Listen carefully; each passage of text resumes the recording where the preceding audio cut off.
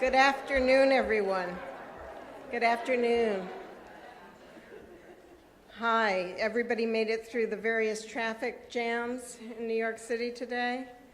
My name is Elizabeth Sackler, and I am very happy to welcome you this afternoon to the third of our autumn's three-part series, States of Denial, the Illegal Incarceration of Women, Children, and People of Color, co-hosted between the Elizabeth A. Sackler Center for Feminist Art and the wonderful New York's Correctional Association.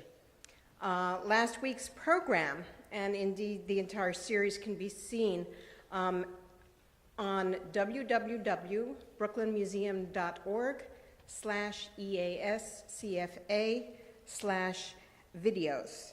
How many of you who are here in the audience were here last weekend? And how many of you are here for the first time? Oh, okay, well, this is terrific, actually.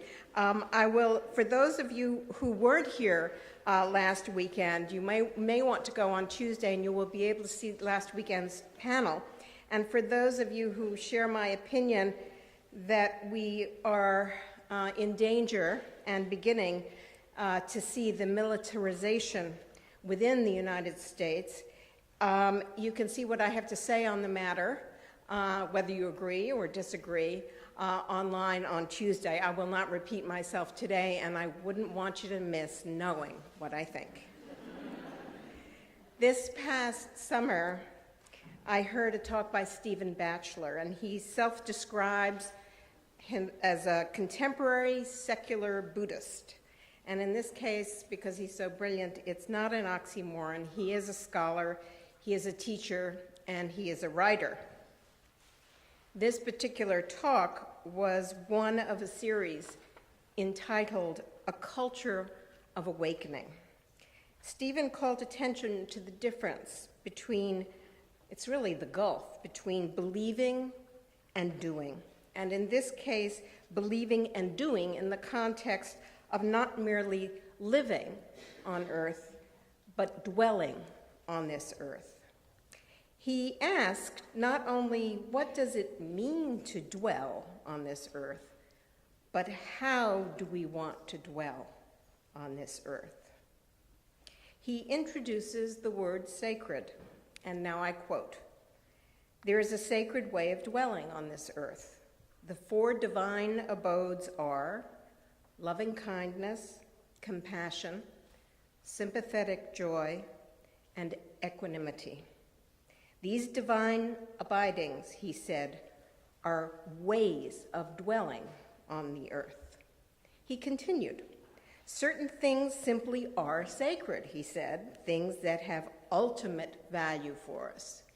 Women's rights are sacred. Nonviolence is sacred. Core values that we are not willing to negotiate that articulate what is sacred for us." End quote. He then told the following parable about a Buddhist monk, Nagashaega, and the Greek king, Munanda. Again, a quote, "The king asks the monk, 'What is faith?' The monk replies, 'Well, imagine a line of people standing on a riverbank, and they want to get over to the other shore. There is no bridge, there are no rocks, and there is no raft. And these people don't have the courage to jump, to take a leap across. And then a strong person comes, say an athlete perhaps. He comes along and says, 'It's okay, we can get across,' and this person takes a running jump and jumps over the river in one bound. That then gives people the faith and the confidence that they can do that too. And so they do." Stephen then jumps himself, millennia, into the 19th century, introduces us to Danish philosopher Søren Kierkegaard, who, Stephen says, writes for the first time and coins perhaps what we now know as the leap of faith. Quoting Stephen again, "Faith," he said, "is willingness to do something that goes beyond our hesitations, goes beyond our fears. It's about going beyond our limits, not constrained by our greed, by our fear, by our self-consciousness. We reach out to the other, we reach out to a moment of injustice or suffering in the world, and we take the risk of responding to it. That is an act of faith. I continue to quote Steve. Every time we have the audacity to think we can live a life not determined by greed and hatred and fear, we make an act of faith. This is not, he says, about dogma or metaphysical views. It is about the inner courage and trust that gives us strength to risk. The Correctional Association, staff, administration, and board work daily to change the unacceptable, inhuman treatment of incarcerated people in this city, challenging our nationwide systematic roundup of entire populations in our country, and fight for all of our children who are currently at risk without the protection of the legal rights of the child. I now combine Stephen's words, dwelling sacred with faith, and that is my introduction of Soffiyah Elijah, the CA Executive Director. Please join me in welcoming Soffiyah Elijah.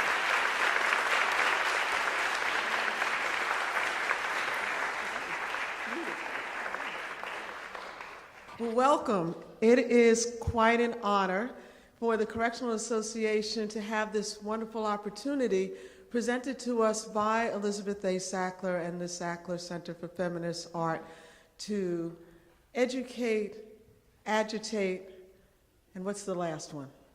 Organize. Right.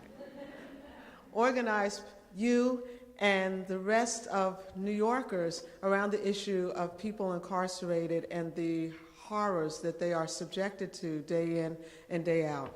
A special thank you from the Correctional Association and myself to Elizabeth. Isn't she just like all that? Yeah.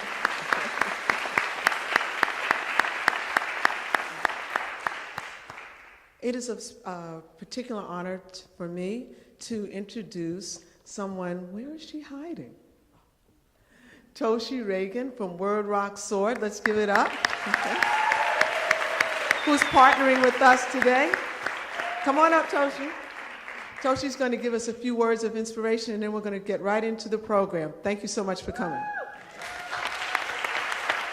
Yeah! Yeah! Come on now. As the sun goes down, and it's time for count on the noise. There's nothing but silence. Lights out, and this is how the tears begin. As my teardrops, each one full of hope and wishes, I close my eyes and I hear these women cry. Souls lost in this system. And as I listen, I'm just speechless. All the stories women cry, oh my God. Tears full of reasons. Tears full of reasons. As the sun goes down, and it's time for count. And with each tear, I miss my mommy. And with each tear, I feel my tenly tide. And with each tear, I can't help to blame. With each tear, I'm full of anger and pain. With each tear, hold lies and truth. With each tear, hold lies and truth. I open my eyes, nobody here but me. I open my eyes, there's nobody but me, but me. Another tear, reality sinks in. Another tear, I'm really in prison. Another tear, these women are hurting. Another tear, the question that never fails, why me? Another tear, the cries subside. Another tear, I'm fast asleep. And in the morning, no one has no telling of any crying of a Bedford bedtime story. In the morning, no one has no telling of any crying of a Bedford bedtime story. Hey, as the sun goes down, and it's time for a count on the noise. There's nothing but silence, lights out.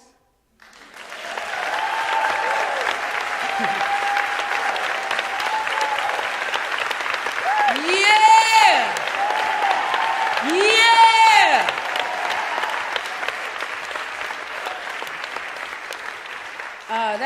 That's a song written by myself and Patrice Johnson. I don't know if she's here. I don't know. She might not be here. Patrice Johnson is one of the New Jersey Four and one of the powerful women featured in the film Out in the Night. My name is Toshi Reagon, and I am the founder and director of a community festival called Word, Rock, and Sword. Honey, we really community. We ain't got no sponsors. We ain't do no Kickstarter. We got no Indiegogo. We got each other, because it's it. That's all we got. And it's enough. It's enough. It's really, really special to be here in these spaces and see if you reach out to your community, you don't just get people, you actually can get institutions, you can actually get venues that actually believe, have somebody in them that actually understands what you're talking about and will work with you to do something, what we call a movement. That is what a movement is. Like, you know, a campaign is temporary. A movement lasts a really long time. So I'm gonna let these folks who I know are really powerful get up here and tell you all of the things that we all need to hear. And I'm actually gonna run out to do a sound check, because how do you pay for your little community festival that you didn't raise no money for? You have a show. You have a show and you call up all your friends. So tonight we're gonna be at La Poisson Rouge. It is $20 and it is about 30 of the most amazing women artists you have ever seen, including Morley, who you're gonna see later. And I just wanna say that if you don't already know, I feel like the issue that we're talking about and the environment are the two most important issues that we need to be dealing with as human beings, especially living in America. America is just a little bit spinning too many messages for its own good. And we have to get a hold of our country, and we have to get a hold of the systems in this country, and we have to take them back, and we have to stop letting those few crazy people in Washington sell off everything to everybody who is desperate for money and power. It is our job. No politician is going to do it. We have to do it. So I see you in this room. I am so proud of you for being here. Get to know somebody you don't know. Come to the show. We're going to have a big party. Listen to all of these powerful people speak. And I'll be doing Work with Rock and Sword next year. And I will be working with Judy Yu, as we've been doing it for 4 years now. And I love the Brooklyn Museum. I just want to say big up Brooklyn Museum, who's had me up in here for different programs about 4 times this year. So I feel like I belong here, and that's a powerful thing, to be in the museum with all the issues I'm talking about, because you know I'm doing it. I'm talking about everything, and I'm like, wow, I'm talking about this in the Brooklyn Museum. It's powerful. Have a beautiful day, everybody. Okay, my name is Tamar Kraft-Stolar. I'm the director of the Correctional Association's Women in Prison Project. It is such an honor to be here. And before we get started, can we just have one more enormous round of applause for Toshi?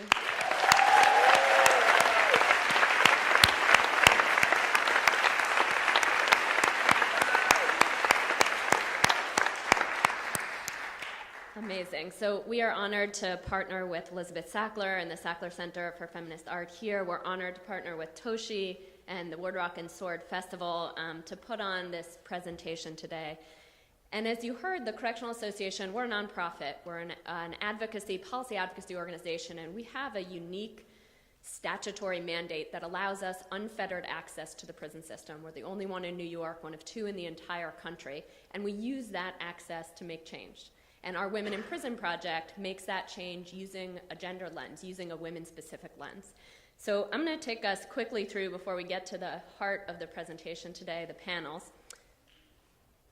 I'm going to put our work in a little bit of a bigger context, larger context. So folks in this audience may have heard that the United States has 5% of the world's population, and we have 25% of the world's incarcerated population. When you look at that stat through a women-specific lens, the numbers are even more staggering.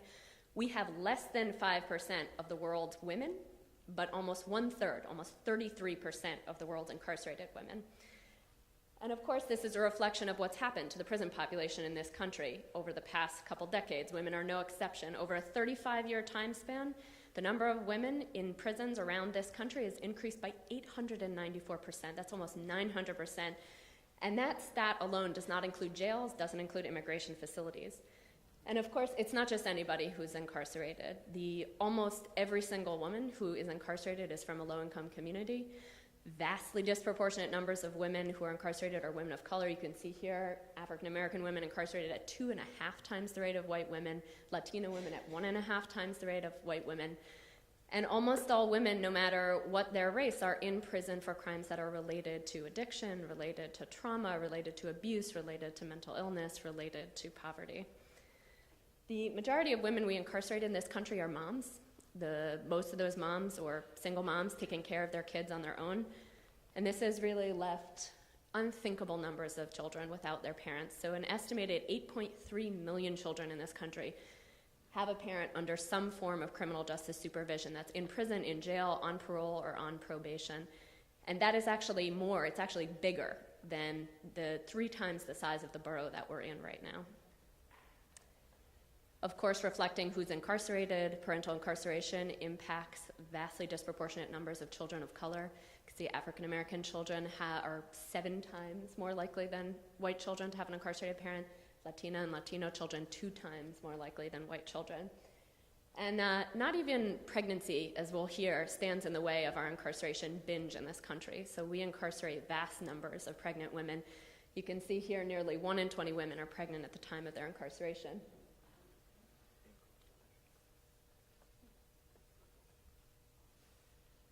And this means that really extraordinary numbers, an estimated 2,000 women in this country give birth in prison or jail.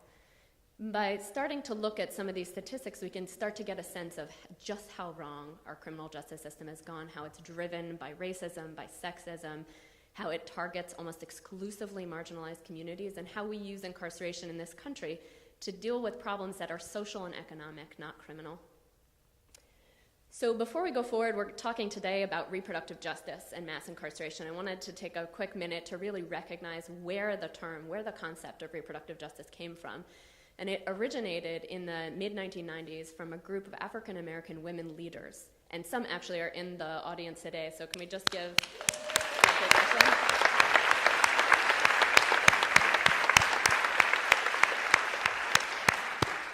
And these leaders recognized that the reproductive rights movement's really narrow focus on choice and abortion really didn't speak to the lived realities of women of color. And many, many groups, only a few are recognized here, but there are many more.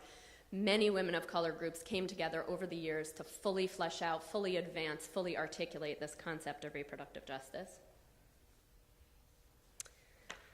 And I'm just going to read very briefly from a explanation from one of the founders of the reproductive justice movement, Sister Song. They wrote that reproductive justice analyzes how the ability of any woman to determine her reproductive destiny is linked directly to the conditions in her community.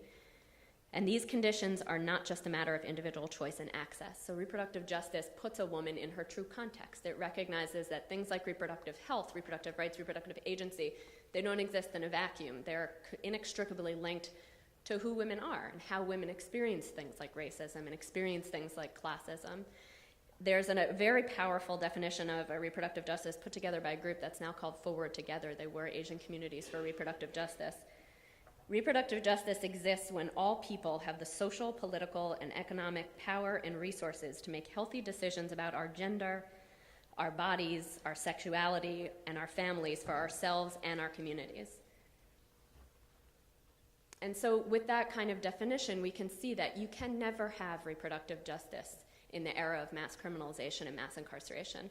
They're fundamentally at odds with each other. Mass criminalization and mass incarceration are only about perpetuating the very forces that make it impossible for reproductive justice to exist: the sexism, the racism, the homophobia, the transphobia, the economic injustice.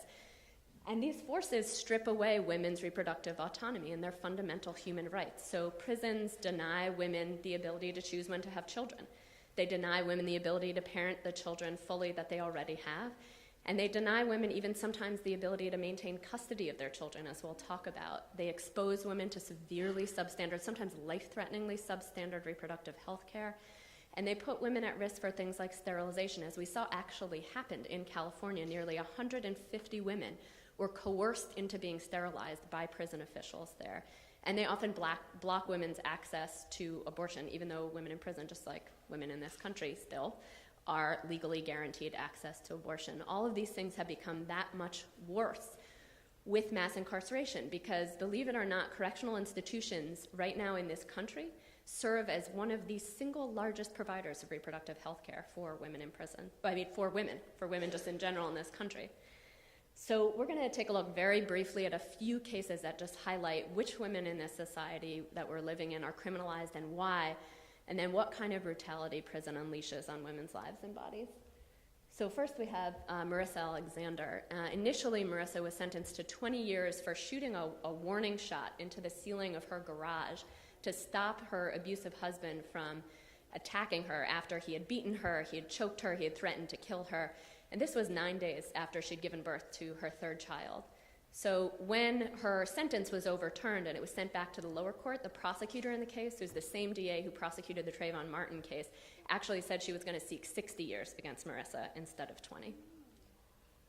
Next we have Shanisha Taylor. Shanisha was arrested for leaving her 2 kids in her locked car while she went on a job interview at an insurance company. And Shanisha was homeless, she's a single mom, she didn't have anyone to take care of her kids. She certainly didn't have money to have anyone take care of her kids. So for trying to provide for her family in an impossible situation, Shanisha was taken to jail on child abuse charges and her kids were put in foster care. Then we have Alicia Beltran. When Alicia was 14 weeks pregnant, she made the mistake of telling her doctor that she had been addicted to pills the year before. Her doctor said, well, you're going to be prescribed an anti-addiction pill. And Alicia said, but I'm not addicted anymore. I'm not going to take it. And because she refused, her doctor said she was endangering her baby. When Alicia got home after this, sheriffs surrounded her house. They took her in shackles to jail. They brought her finally in front of a family court. And as you can see here, she was never appointed a lawyer. Her fetus got a legal guardian. And they required her to be detained in a drug treatment center, inpatient, for 2.5 months. Next is Cece McDonald, and like so many transgender women, as we'll hear, especially trans women of color and especially trans women from low-income communities, Cece lived with daily threats, really life-threatening violence through her whole life by people and by police. And so one night, Cece and her friends were walking past a group of white people, and the white people started to shout slurs at her. They started to attack her and her friends. Actually, one smashed a bottle over Cece's face and sliced it open. Another member of the group came to try to physically attack Cece, and for defending her life, Cece was charged with second-degree murder, and she faced 25 years in prison. She actually pled guilty as opposed to understandably risk that 25 years, and she still ended up serving years in prison. And finally, we have Juana Villegas. Juana was a woman who's living in this country for 20 years. She had come here from Mexico. And when she was 9 months pregnant, she got pulled over for a traffic violation. And because she couldn't produce a driver's license, the police officer decided to arrest her and take her to jail, even though she had 2 kids in the car. She was 4 days away from her due date. When she was in jail, there was a federal immigration agent who was stationed there. They ran a background check on her. They found that she was undocumented, and after that, they just held her in jail. They wouldn't let her talk to anybody, not even her husband. So all of these cases are really, they're not unique, unfortunately, in this country. They're all bound together by what the true forces that really drive our criminal justice system and by this massive abuse of state power on poor people and people of color in this country. And for Cece and for Juana, they also exemplify just the degradation that defines life in prison and the specific degradation that happens when you're an incarcerated woman or when you're an incarcerated trans woman. So for Cece, she had to serve her time in a men's prison. That's very common. That usually happens to trans women. She was denied medical care. She was thrown in solitary, which prison officials often justify to say that they're protecting trans women. And trans women do need protection in prison because they're at serious risk for sexual assault. But we all know in this audience that putting someone in a room the size of a cage the size of an elevator for 23 hours a day with no human contact, that's not protection, that's torture. So for Juana, she had to endure the horror of being shackled before, during, and after she gave birth to her son. They didn't allow anybody to be in the delivery room with her. She was alone. They separated her from her newborn right after, and they even denied her medical care after for a breast infection she got because they wouldn't let her have a breast pump. So we have found in our work, this is the last part, in our work that many of the things that I've talked about actually happen right here in New York State prisons to women. So we're at the final stages of completing a 5-year study on reproductive health. We hope you all sign up to get a copy. And what we found was deeply disturbing. We found that there are serious and severe delays in GYN care, often traumatizing and poor care. We found that women are routinely dismissed and disregarded by doctors. We found that women are routinely denied access to things as basic as sanitary napkins and toilet paper. We found that women are routinely denied access to things like contraception, even contraception when it has nothing to do with pregnancy prevention. Women are denied that too.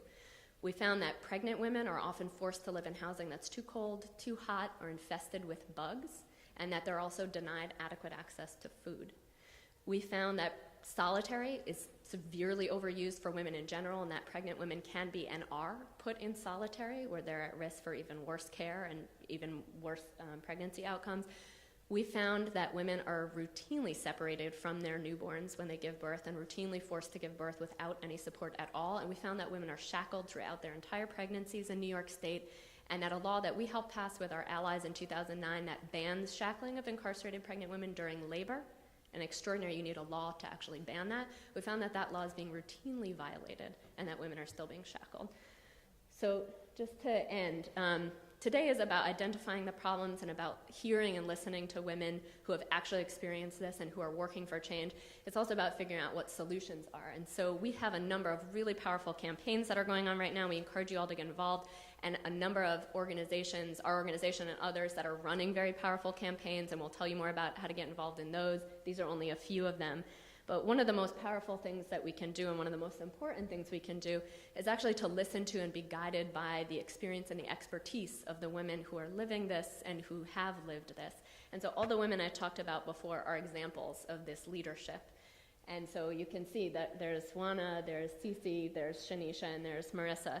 And the women who we work with in our organization and our project every day in our Coalition for Women Prisoners are also examples of this leadership in fighting for change on the front lines, fighting to make sure that women don't have to walk the road that they walked and don't have to experience the brutality that they experienced. And we are totally honored to partner with such strong and powerful women. And we have many women who are recognizing themselves who are up there on the screen because we took the pictures of them, and many more who are not represented on that screen. But we are so honored, and we're so honored that we actually get to hear from many of those women today. So that's what this program is about, and it's my honor to introduce the panels next. The next panels. I'm Dana-Ain Davis, and I'm an associate professor of anthropology at Queens College and at the Graduate Center in New York. city. I've done research in the United States and in Namibia and Southern Africa. And what I look at is how women of color live policy, how they live under welfare reform policy, how they live under policies related to HIV/AIDS, how they live under domestic violence policy, and how they live under regressive reproductive policy. It is my incredible honor to be moderating this panel with these amazing, amazing women, and I would like to introduce each of them. Right next to me is Tinen. Tina is a member of the Coalition for Women Prisoners, a New York statewide alliance that advocates on issues concerning incarcerated and formerly incarcerated women, their families, and their communities. She is currently working as an intern for the Correctional Association's Women in Prison Project. She's a native New Yorker who studied at Westchester Community College and is featured in an upcoming video about the experiences of women who gave birth while incarcerated. Next, we have Maria Caraballo, who's also a member of the Coalition for Women Prisoners, the New York Statewide Alliance. She is working with incarcerated and formerly incarcerated women, their families, and their communities, and is a native of Pennsylvania, currently residing in Queens. And she's a working mom who is also featured in the upcoming educational video about the experiences of women who gave birth while incarcerated. Next, we have Katherine Cross. Katherine is a pizza-loving, feminist sociologist, trans-Latina, and amateur slug herder, working on her PhD at the CUNY Graduate Center. When she is not studying or gaming, she can be found at the Sylvia Rivera Law Project, and her blog can be found at, is it CUNY? CUNY.com. CUNY.com. Her writing has appeared in Women's Studies Quarterly, Bitch Magazine, and Questioning Transphobia. She is also co-editor of The Border House. And next we have Ursulina Miranda. Ursulina is a member of the Coalition for Women Prisoners, the New York Statewide Alliance. She is a native of the Bronx and currently resides in the Bronx and works as an Avon manager. Ursulina is also featured in the upcoming educational video about the experiences of women who gave birth while incarcerated. And finally, we have Jaya Vasandani. Jaya is the Associate Director of the Correctional Association's Women in Prison Project, where she coordinates the project's prison monitoring, community organizing, and legislative advocacy work. Prior to coming to the Correctional Association, Jaya worked in the field of federal and state policy advocacy on women's rights issues as a policy associate at the Now Legal Defense and Education Fund and the Center for Women's Policy Studies in Washington. Jaya received her JD from the Benjamin Cardozo School of Law and a bachelor's in foreign service from Georgetown University. Can we give them a round of applause?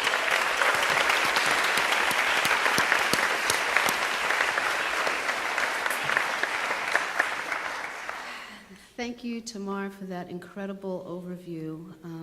It's so shocking and distressing, but the amazing thing is that we've got work to do, and a lot of the work is being done by the women here. So I'm going to ask Jaya the first question. So we heard from Tamar that in the United States, 1 out of 20 women are pregnant at the time of their incarceration, and that about 2,000 women give birth in prison or jail annually. And so when the general public thinks of prison, being pregnant, and giving birth while incarcerated, that's actually really not on the radar of the general public, right? So the CA is a prison watch organization that monitors the conditions in New York State prisons. What has the monitoring work revealed about this issue? Thanks. I think what we heard from Tamar really shows that kind of the criminal justice system's kind of punishment paradigm, the need to continually punish people over and over and over again, really plays out in gender-specific ways in the women's prisons. And in fact, the policies of the prisons and the correctional facilities kind of reinforce the stigma and this need to punish. One of the main ways we've seen this happen, play out rather, with pregnant women is kind of the dehumanizing treatment that they receive from staff in the prisons, and that's both kind of correction officers and also the medical staff. And by the fact that these medical providers and these COs or correctional officers are really allowed to behave that way because there's very little oversight and accountability over their actions. I guess, in prison culture, there's an underlying presumption that women in prison are con artists, they're manipulators, they're always trying to get one over you. So if a woman goes to the medical building in the prison to seek health care, there's already an assumption that, she's trying to game the system just so she can get drugs and get high. Interactions, as you heard from Tamar, with medical staff are often rushed, and women's assessments about their very own bodies are dismissed. There was one woman there are many women who have served decades in prison, but one woman comes to mind right now, and she said it perfectly when she had said that, we are seen as symptoms and complaints rather than whole people. Another way that we kind of see this perpetual punishment paradigm play out in the women's prisons is really in kind of the daily conditions of confinement that pregnant women have to endure. Everything from the housing conditions to the food to the childbirth experience and everything in between. And certainly Tina and Maria and Ursulina can talk more about it, so I won't go into detail. But I do want to just touch on one piece that we also heard Tamar talk about, which is around violations of New York State's anti-shackling law.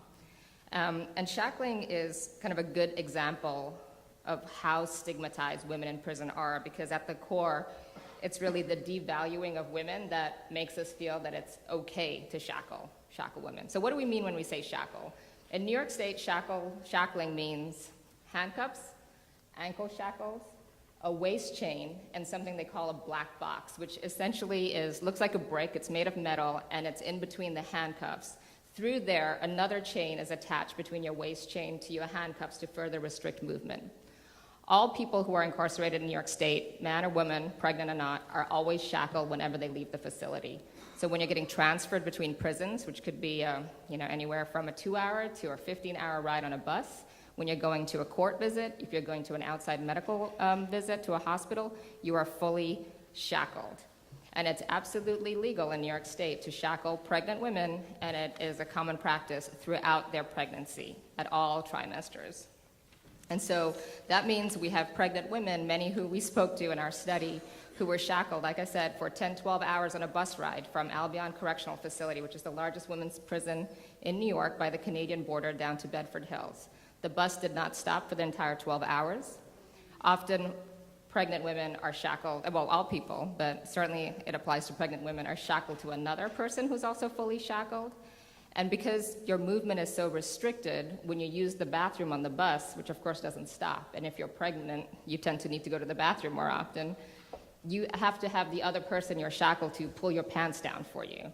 So just as kind of an example of the total lack of respect and the removal of all personal autonomy that we as a society seem to put up with and think that it's okay to do to pregnant women. I'm going to read quickly a part of a letter that we received from a woman at Bedford Hills about this experience. When I came from Albion to Bedford, I was in full restraints during the 11-hour bus ride. Shackles, cuffs, waist chain, black box, at 4.5 months pregnant. It was an awful experience I will never forget. The pressure of the chain on my growing belly was so uncomfortable, not being able to stretch or do anything. I went to the bathroom by myself, wiggling, trying to pull up and down my pants without falling while the bus was moving. My wrists were bruised afterwards. It took at least 10 minutes to pee and dress myself. It was very difficult trying to maneuver down the crowded aisle, as well as trying to pull my pants up and down fully shackled. It's something that I hope no other woman, pregnant or otherwise, has to go through.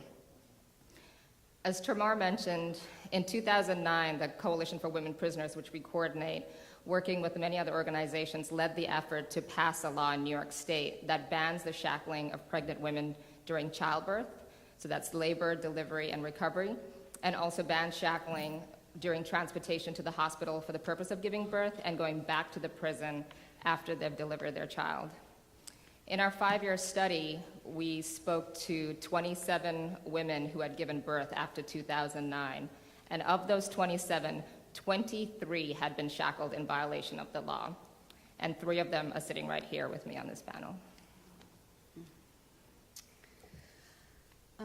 Tina, so Jaya talked about the stigma and the perpetual punishment and how that plays out for women through the inhumane treatment by correction officers and by medical staff.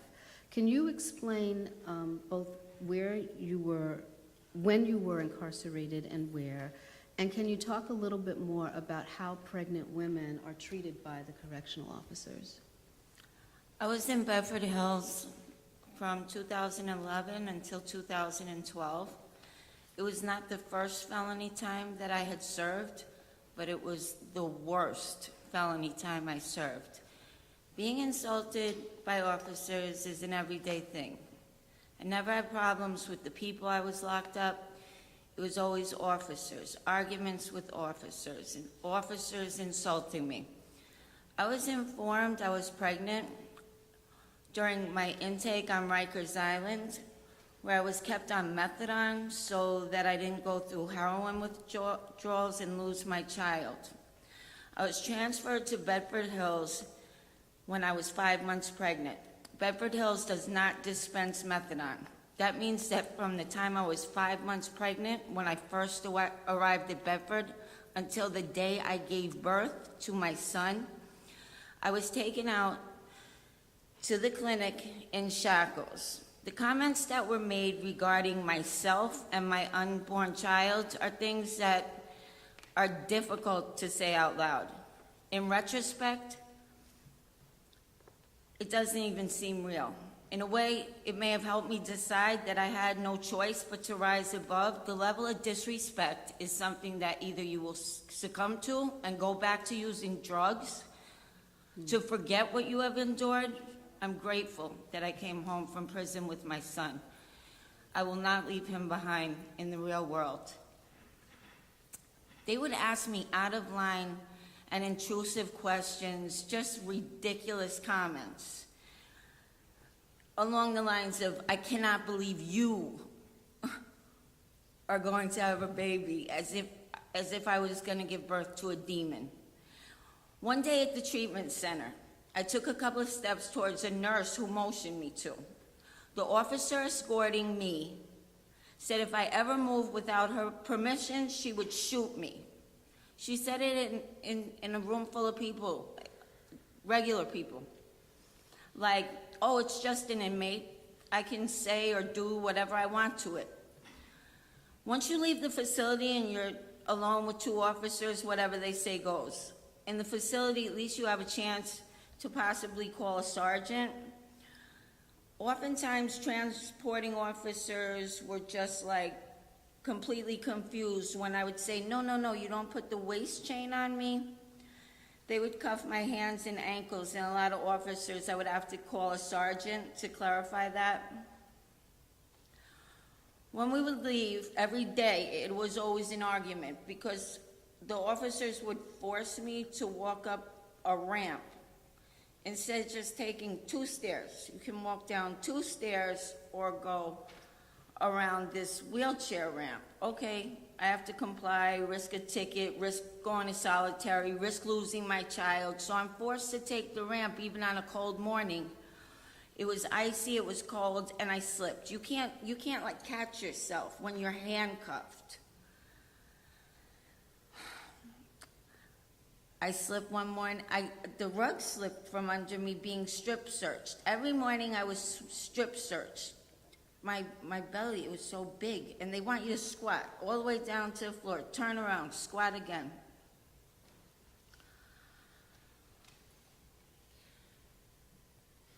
Even though I was never out of an officer's line of vision, even if I had to use the ladies' room, they're on you every minute, but still, strip when you leave, strip when you come back.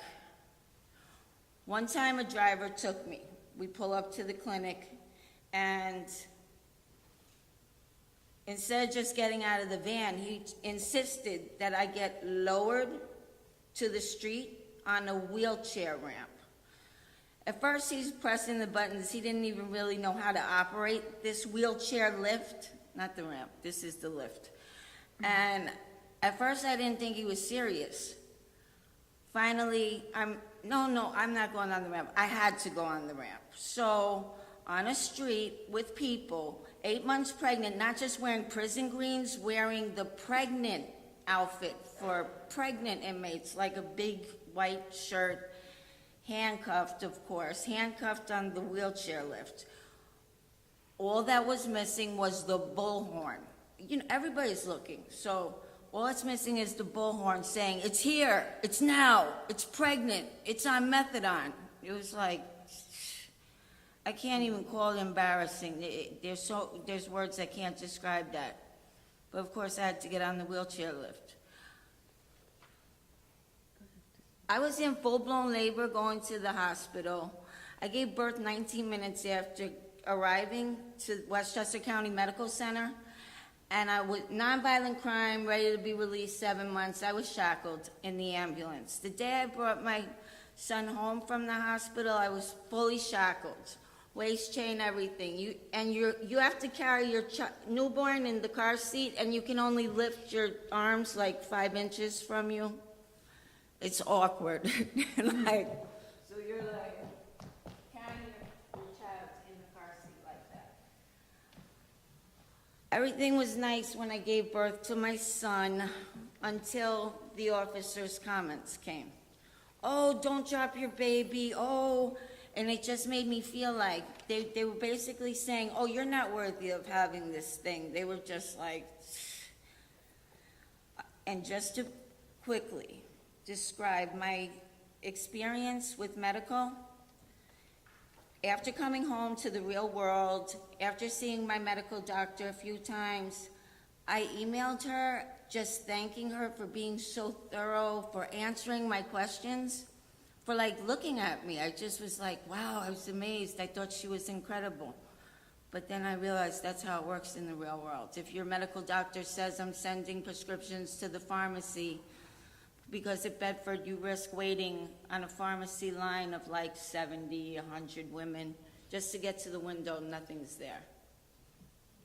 Wow, thanks, Tina. You're welcome.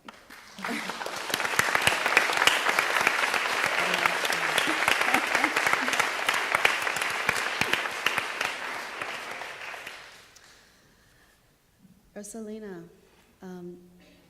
Jaya mentioned that one of the ways that perpetual punishment plays out in the daily lives of pregnant women, she talks about the childbirth process. What are some of the experiences, and what was the childbirth experience for women in prison like? And can you also tell us when and where you were incarcerated? Okay.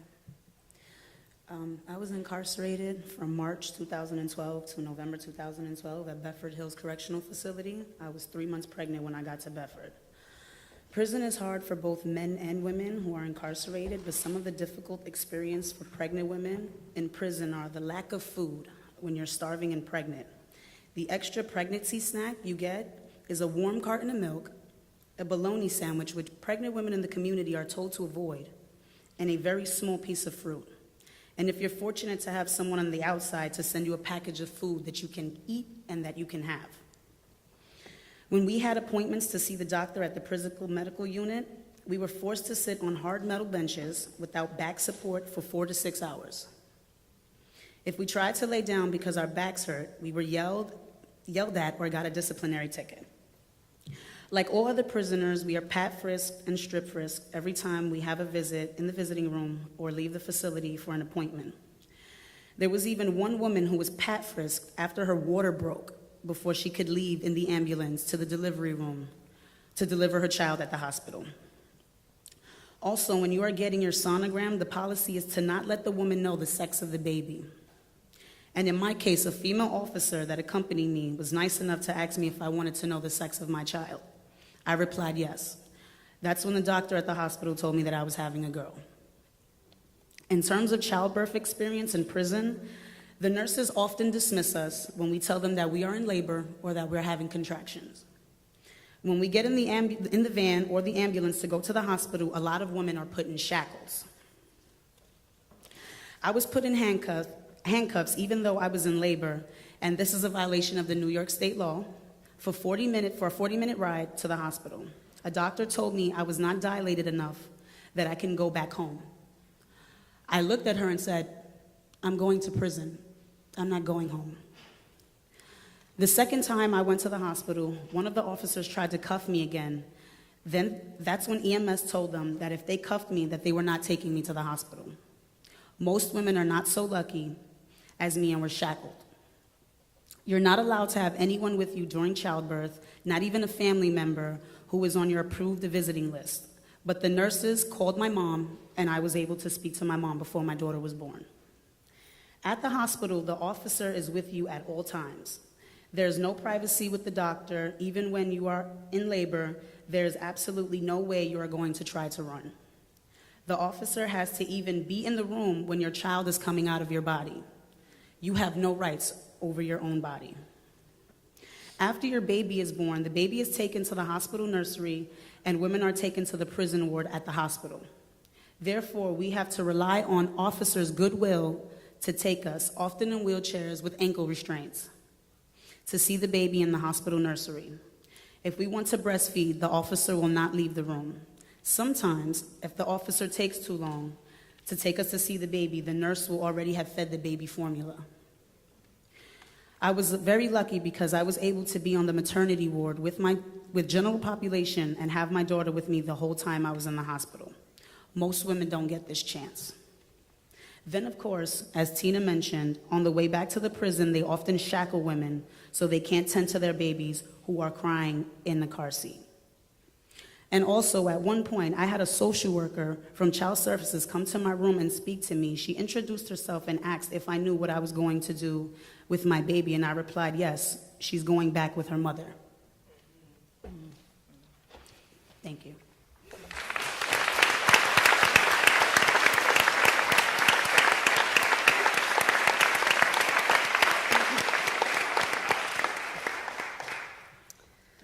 So Maria, I understand that you participated in the nursery program and that you were able to live with your child for several months.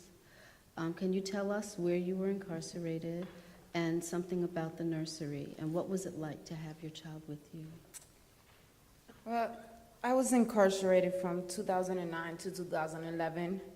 I was 5 months pregnant when I got to Bedford. Me, Tina, and Ursulina, we were in the nursery around the same time. But not everyone is so lucky to participate in the nursery. In fact, I was worried that I was not going to get into the nursery because I have a prior child welfare case, which is not violent. Women are often denied the nursery just because prior child welfare cases or because they are convicted of a violent crime. It has nothing to do with what they actually did. This is a major problem because there's not really any support for women who don't get into the nursery.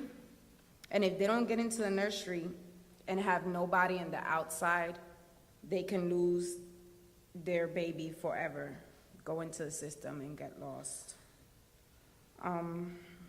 Also, for women who get in the nursery, you usually don't find out until the very end. I applied in the nursery when I got to Bedford, when I was 5 months pregnant, and I didn't know I was accepted to the nursery until a month before I gave birth.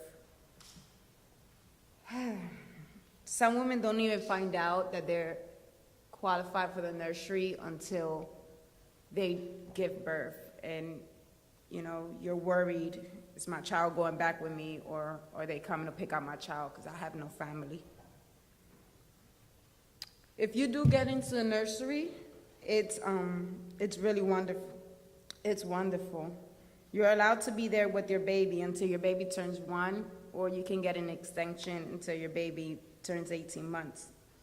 I was granted the extension to stay with my daughter until she was 18 months, but that never happened. The civilian staff from our children who run the nursery program are wonderful, beautiful people. They really care about the moms, and they help you support. I'm sorry, this is hard. Okay. The other moms are wonderful. The other moms are wonderful. When I came to the nursery with my daughter, I was embarrassed because I have other kids and I didn't know how to take care of a baby. Being a mother of other kids, I just didn't know what to do with my daughter. And they helped me a lot, like they were there for me. I had lost my other kids to the system because I was an addict years ago, and thank God that's not me no more. I'm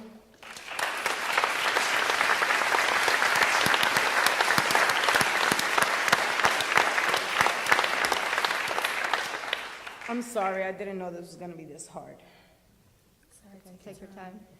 Other moms showed me how to take care of my daughter. Like, once I had a difficult time because my daughter was colicky and she didn't stop crying for hours and I had no idea what to do. So I laid on the bed, I put my daughter on the crib and just laid on the bed and covered myself with the pillow, and then I didn't hear my daughter cry no more because one of the mothers came to take her out the room and I got some sleep. Because of the nursery and the staff at Our Children, I was able to learn to be a good mom, and my daughter's in my life. The only bad thing about the nursery is that you're always afraid of doing something wrong and being kicked off the nursery. This means that you go back into general population and maybe even solitary confinement. Some women gets transferred to IBM prison, which is very far away near Canada, where it's difficult for your family to visit you, and the baby is sent out to live with someone in your family or to foster care. You could lose your baby forever. I was blessed that my daughter went to Our Children. Other officers on the nursery constantly remind you that being on the prison nursery is a privilege that could be taken away from you at any moment. You're always walking on eggshells because you're so afraid, and you do whatever they tell you to do. There is also a lot of anger and jealousy from the officers, even for things like your baby is getting free items such as diapers, pacifiers from the civilian staff. There are some strange prison rules that you have to follow on the nursery. For example, we are forced to do difficult chores, such as buffing the floors of the housing unit just after days giving birth, even if you had a C-section. A number of women began bleeding after doing chores. Some women who had C-sections had their staples bust open. There are also rules against doing normal things that people on the outside do every day. For example, you have to put your baby in the stroller and bring them into the bathroom while you shower. Your baby gotta sit there in the stroller. You can't give your baby to nobody. We are not allowed to ask anyone to watch them for us or leave them in the crib while they are sleeping. If you're playing with your baby in your bed and we both fall asleep, you can get a misbehavior ticket. In fact, I was kicked out of the nursery. My baby was sent to Our Children because I fell asleep with my baby in the bed with me a couple times. That was the worst. Thank you.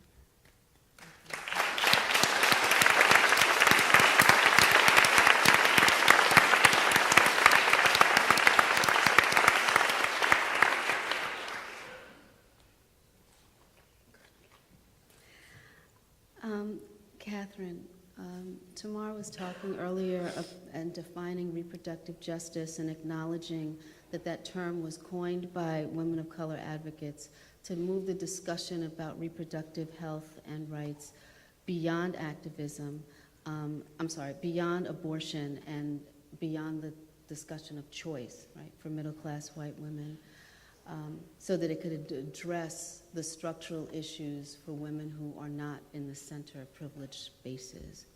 You've written and spoken publicly about reproductive justice and how it's constructed in various ways and how it's related to the body, all bodies.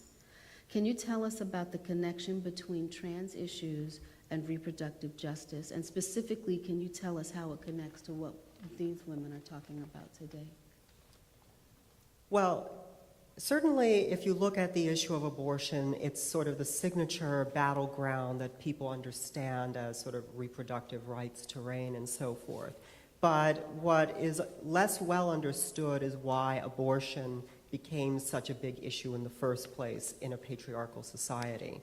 It's not because of abortion in and of itself, but because patriarchy is intimately concerned with women's bodies, with gendered bodies, and with policing those bodies. And so when you recognize that that's the core of reproductive injustice, about denying people their bodily autonomy, that allows you to understand that abortion is not the only issue. You can go beyond that and see connections to other people who have their bodies rigorously policed.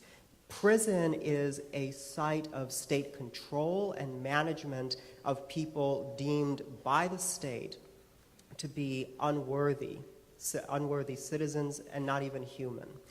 And because of this, the regimes of bodily control exercised, especially in the United States, are brutal and torturous. People are treated as if they are not people, as if they are not human. This happens precisely because we believe as a society that bodily control is a privilege that one must earn rather than a fundamental human and civil right. And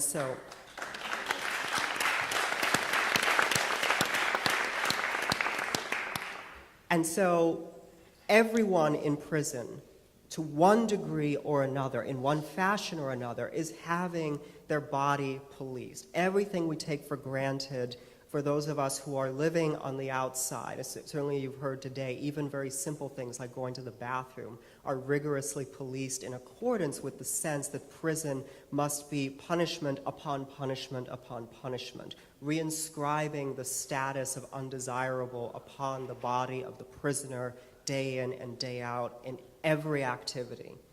And so that is in part the reason that pregnant women are treated with such disdain in prison, because they are considered inherently, simply by dint of being in the prison environment, unworthy mothers. And the treatment that accrues to them is the result of that, to make a grotesque parody of birthing, of being a mother. And what happens to transgender women in many ways comes from the same place of wanting to police and punish, degrade and destroy the person in question, the belief that as a human being, as a civil subject, they cannot exist and they are unworthy. And you do this, you destroy them slowly through the grinding processes of institutionalized torture by ensuring that they do not control their bodies. It is the most fundamental way that you can get inside a person and destroy them from within. And so whether you're looking at any given gender or any given segment of the prison population, prisons simply find the most effective way to do that with the target population. For pregnant cisgender women, that means birth shackling, that means all of the rigorous tortures that you've heard here today. For transgender women, that can mean solitary confinement, that can mean institutional blindness to prison rape. Trans women are often gang raped in prison, raped by the prison guards, beaten by prison guards simply for expressing their genders, and there's very little that's done to stop this. And the prison administration often turns a blind eye to the terrifying policing that cisgender male prisoners will inflict on trans women, precisely because that is a passive and unofficial form of punishment that prison officials and prison guards seek to have inflicted, that they know that the prisoners will do a certain amount of dirty work for them in attacking, violating, and destroying these trans women. All of this comes back to bodily control, about who is deemed worthy of even having a body, who is deemed worthy of controlling their body, who is deemed worthy of fundamental human autonomy.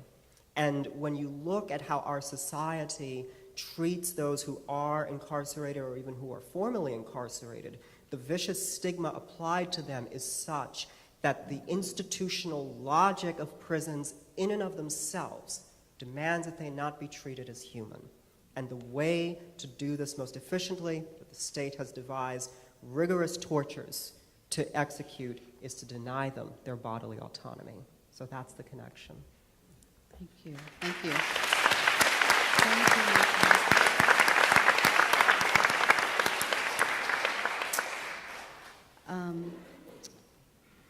We're moving through time very quickly, and I think I can ask one more question, but I'm going to ask two.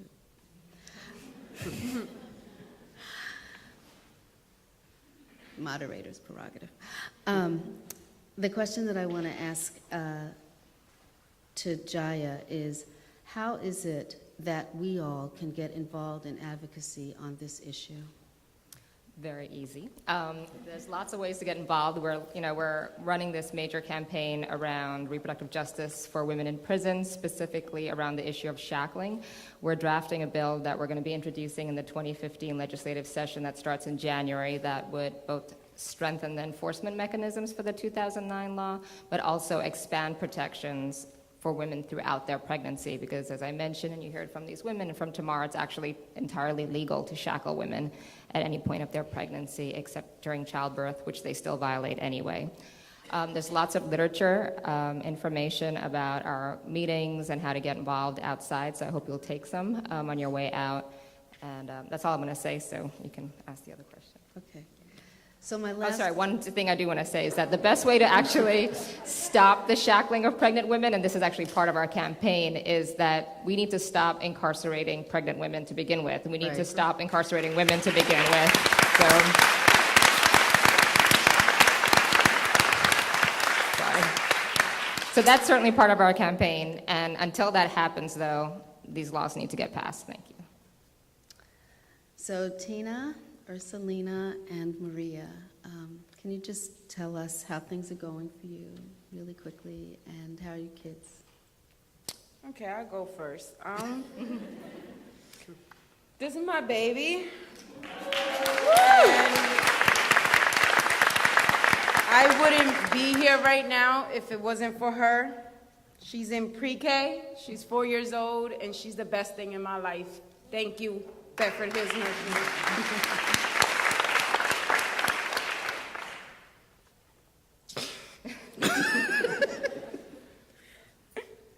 This is my daughter. Her name's Uriah. She just turned 2 in August. She's a bundle of joy and a small pain in my butt. But, I mean, yeah, and I'm engaged. So, yeah, that's it. I don't want to talk anymore. Everything is good. As long as I'm in the free world, I'm good. I'm still on parole, so it's not my life 100% yet, but in June it will be. This is my son.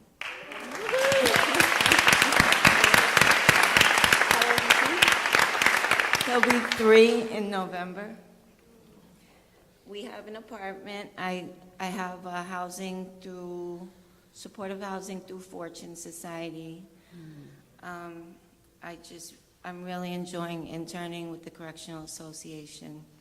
That came about through taking an advocacy class from Andrea. It was like an incredible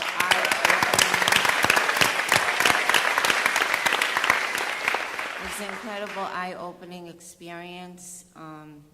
Also, the Fortune Society helped me a lot. I can honestly say that the real world is not exactly felony friendly. Like just one small example, my child was in a daycare, not the one he's in now.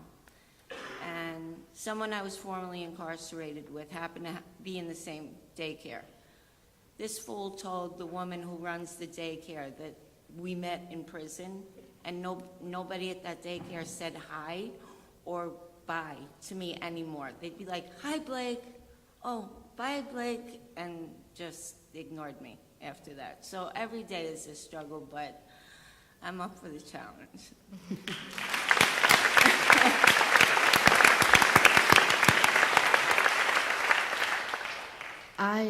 I want to thank each of you for sharing your experiences, sharing the analyses with us today, and I want to thank you, the audience, for being here and for listening.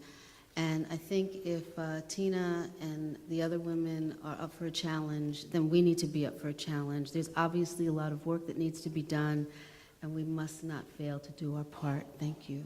Thank you, Donna.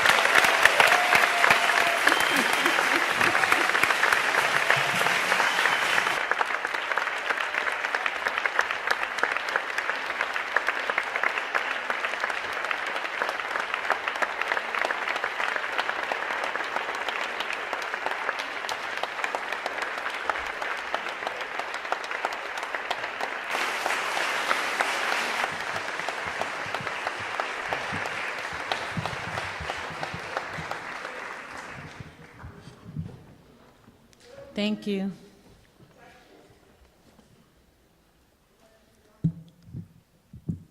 I think that'll be at the end. I'm in awe of these women.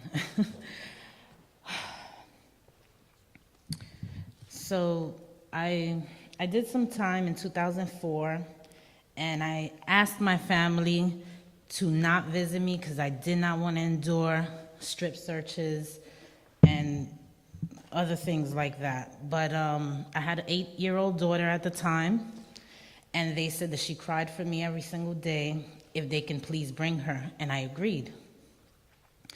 We sat in the visiting room, and there was an officer that saw that my daughter was crying when the visit was over, and they extended my visit for 3 hours. She sat in my lap the whole time as if she were a baby, and she was sniffing my neck, and she didn't want to leave. So when I went back to my dorm, I wrote to her. After our visit, I went back to the dorm. I envisioned little girls dancing ballet in rare form. You were in front as you led, black leotards and tutus with faces blushed of red. Without you, I will be lost. I am alive and have faith and hope instead. I took the wrong path once again. Material possessions aren't important. It should be my time and love I should invest. Nurture you till it's time for you to leave the nest.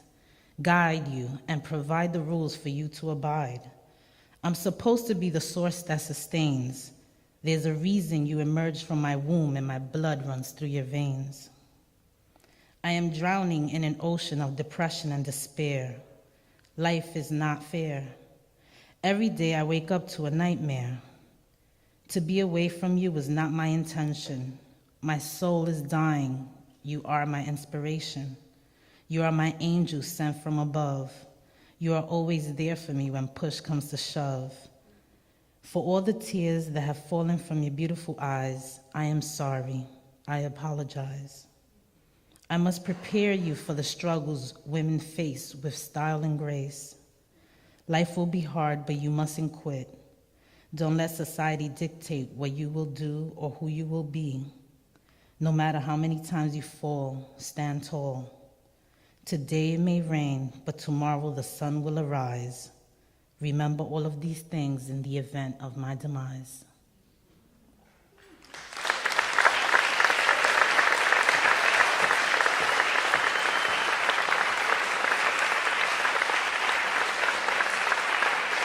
I'm Lynn Roberts, and I'm an assistant professor in the community health program, part of the CUNY School of Public Health, but I'm also a scholar activist. That's how I identify myself, and I have had the privilege and honor of serving for over a decade on the board of Sister Song, Women of Color Reproductive Justice Collective.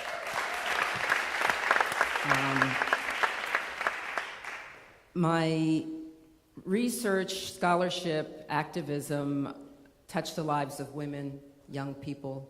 I also recognize the impact of many systems on many people's lives, so it's also those who care for women and children. And I want to introduce our panelists. To my far right, I introduce to you Sharmaine Smith,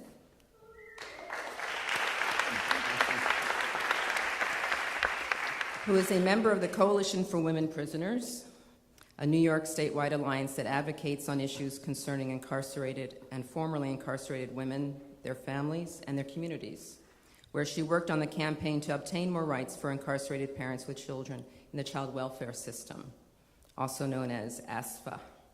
She has appeared in Our Times Press and Women's E-News and has been a guest speaker at Queensborough Community College. She has a tween-age son named Avery Smith, who I believe is here. No, He wasn't able to join us. And next, I'd like to introduce to you Bridgette Gibbs.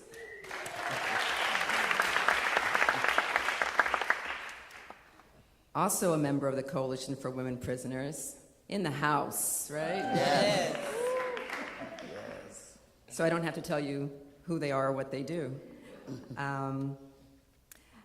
Bridgette has worked on the campaign to obtain alternative sentencing for survivor defendants in domestic violence situations. She is a student at Bronx Community College and mother of 2 daughters. And Bridgette is featured in the Coalition's film on the Domestic Violence Survivors Justice Act campaign.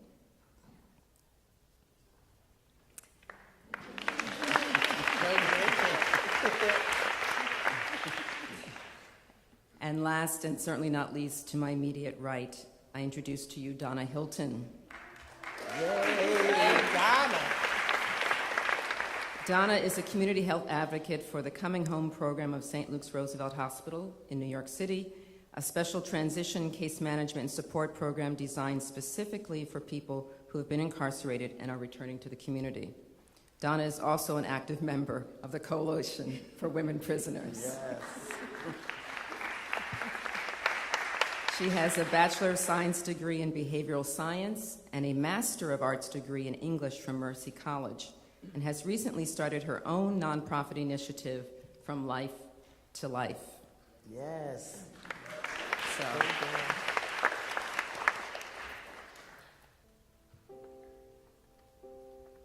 I got locked up in 2005, and I came home in 2008.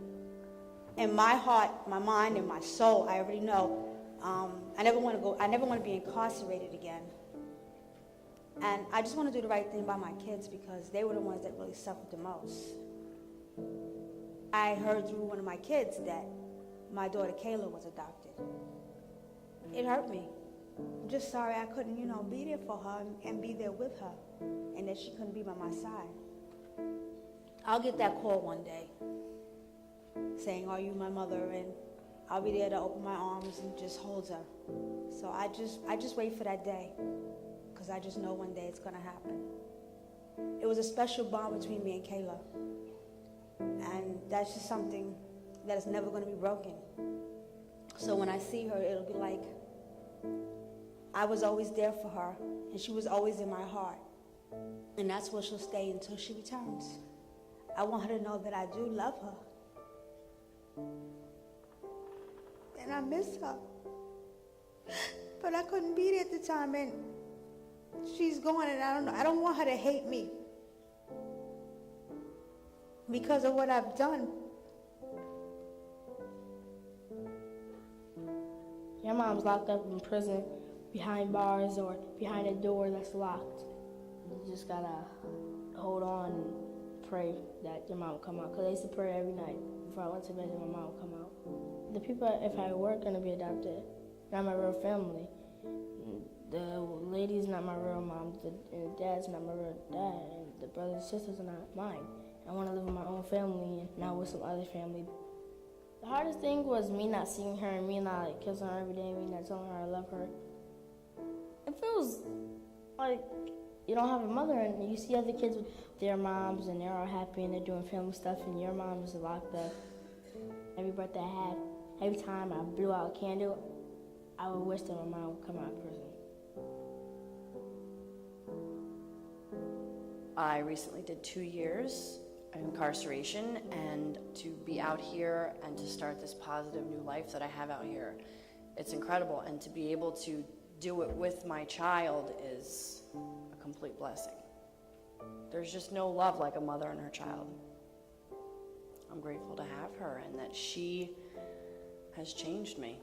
She keeps me very strong, very focused, very motivated. The fear of losing her, letting her down, or she deserves the best mother that she can possibly get, and I want to be that mom for her. I don't want anybody else to comfort her when she's crying or tuck her in bed at night, and I know that if I let her down and let myself down, that I won't be raising her. It would devastate me. My life is so much better with her than without her. Every mother deserves a second chance to love their child and be a mother.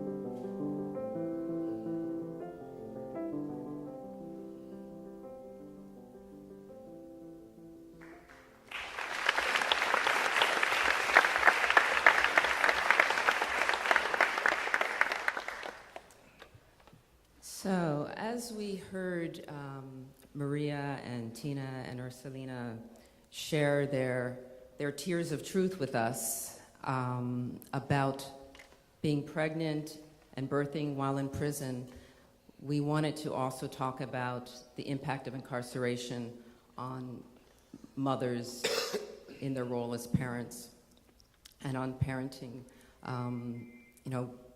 after and beyond incarceration. So, one of the primary strategies of Sister Song and the reproductive justice movement is for women to tell their stories. I wanted to ask each of our guests to tell us what happened with you, to share your stories and how you felt about being incarcerated or formerly incarcerated has criminalized mothers, or you in specifically, and to tell us what happened with you. And I thought we'd begin with Bridgette. For those of you that don't know, I am a domestic violence survivor as well. I was incarcerated in 1996 and 1997, Westchester County, for drugs. My abuser was a big-time dealer, and he had me selling drugs. So when they came to arrest him, however, he was not there. Me being scared and shook, not to give up his information, I was taken to jail for not cooperating, and also the drugs that were found in the house.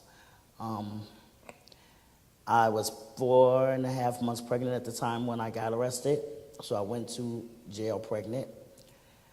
During my incarceration, I experienced all of those things that those former ladies that were just on the last panel spoke about. The abuse from the COs, and every now and then, like one of the young ladies said, you can catch a captain or a lieutenant if you were lucky. If not, you just had to endure that. You were scrutinized because of who you were and the crime that you committed. I gave birth in jail. Every visit that I went to, of course, I was also shackled. For those that didn't hear it before, it was the black box, around your waist and down to your feet, the shackles on your feet.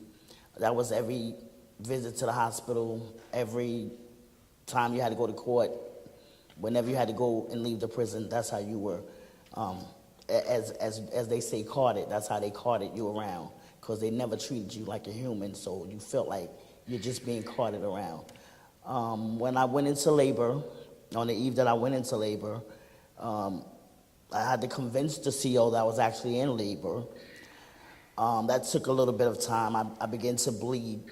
Going there, they fully shackled me. Once I got there, they handcuffed me to the gurney, took me in. There's no privacy. I had the child. Of course, it was early because, again, I didn't get the acquired correct medical treatment that I should have gotten, so I had an infection, and that caused me to go into labor early. The doctor was angry because he felt like they should have taken the cuffs off and the shackles and all of those things off. However, the only thing they did do was release the black box and take my hand and put it to the gurney. I gave birth. The child passed away. Oh God, that was the worst. I said I wasn't gonna cry. The child died. The CO was there through the whole thing. There was not even a remorseful thing that came out of his mouth, except for how long is she gonna have to stay here after this? I went through those emotions, those feelings, those things all by myself. They don't allow family to come, so you have to go through those things by yourself.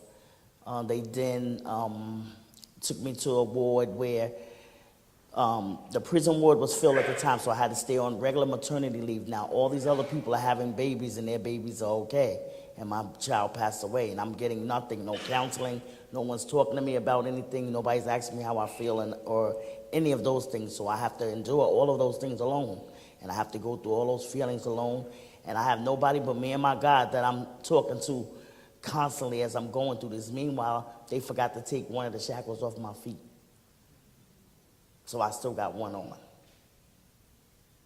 and this is how I gave birth. And it was the most unhuman thing that I have ever experienced in my life. For me to be dehumanized like that was something that I never wish on anyone. Going through that experience, after a while they had an opening, and then they did move me to the prison ward. I had a couple of stitches. So, you know, they you know, after you give birth and you go through all those things, when they bring you back from the prison, they bring you back shackled and all after the birth and all of that. You, like the young lady said, you still have to be a part of the nursery ward. You still have to clean after birth. You still have to act as if everything is okay. Although you went through, you know, losing your child, you still have to go through those motions as if you have to do this.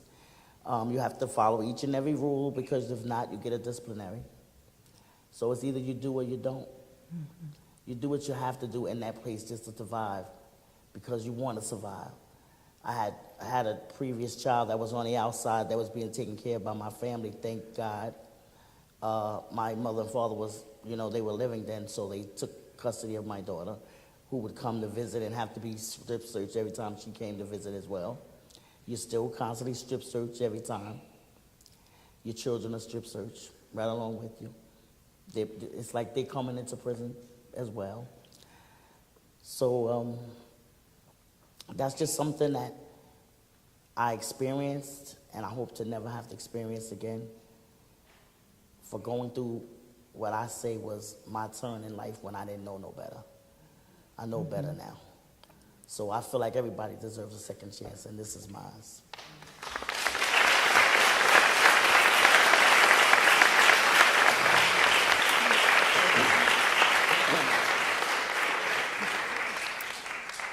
How you doing, Sharmaine? All right. All right. Unlike the majority of the ladies that spoke today, my criminalization came after the birth of my son. Like, I know we focus a lot on incarceration issues, but I had issues before I became incarcerated. Like, I have a substance abuse history which led to my incarceration, which subsequently led to my son being removed. Like, my son wasn't born while I was incarcerated. My son was born, my son was born with positive toxicology and thus subsequently removed from my home, which then in turn, because of the pre-existing substance abuse issues that were never addressed, led to my criminal lifestyle and then me being incarcerated. Once becoming incarcerated, it becomes a matter of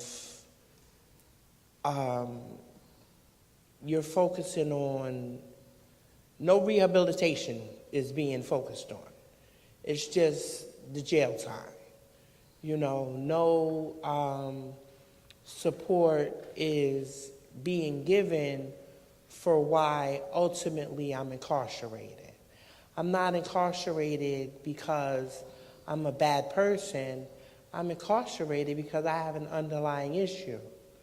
And then when you seek and search for, like, my son is important, granted, and the issue is to get him back, but I can't get him back until I get well.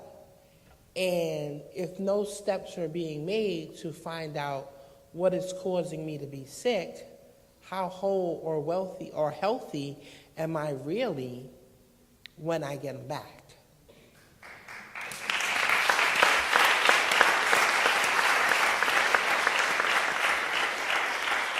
Absolutely. And you've both touched upon these structural issues that happen both before and after and continue and are exacerbated after incarceration. Donna, would you speak to that kind of on a larger level in terms of what you've seen through, your time? And I just have to, say Donna was instrumental in creating the very program that, many of the children have been cared for, and we don't have enough of them, but I just wanted to say that as well and honor that in this space. It's very, what Sharmaine said is very key to look at if we're going to talk about criminalization of people as a whole, especially Black and brown people, and that's what we're talking about, Black and brown women especially. And, going back to the statistics that were shown earlier, for 1 out of every 20 Black women that's arrested, 1 is pregnant. Let's break that down to maybe every 15 or 16, the rest, 15 or 16 of them have children. So they're not even pregnant, they already have children. So I might even be low in my number. I think it might be a little higher. But from my 27 years of being incarcerated, I'm going by what I remember and the stuff that we have researched and have seen, and I've seen personally in those years, that we're looking at a system that is not giving, it's not paying attention to what it's doing to society, to people, to communities, to family, to the structures of family. Understandably, all of us that were incarcerated understand we did something wrong, we made a mistake. But as I often say, should we be defined by those mistakes? No. Like Sharmaine is saying, we need to understand what happened, what led up to it. Things led up to these situations and stuff. Like Bridgette, she was in a domestic violence situation. I'm pretty sure she didn't want to do a lot of the things that she was doing, but she was in a situation she didn't know how to get out of. I myself was very young. I didn't understand. Those are not excuses, but those are realities, and they're very factual realities. Those are what we go through, and people, I was having a conversation before, and we were talking about choices, and the choices that are in place for people, especially people of color, are not that great. People say, oh, well, they had choices. Why didn't they pick, choose this or choose that? You don't know people's choices. We don't really understand the choices that are in people's lives.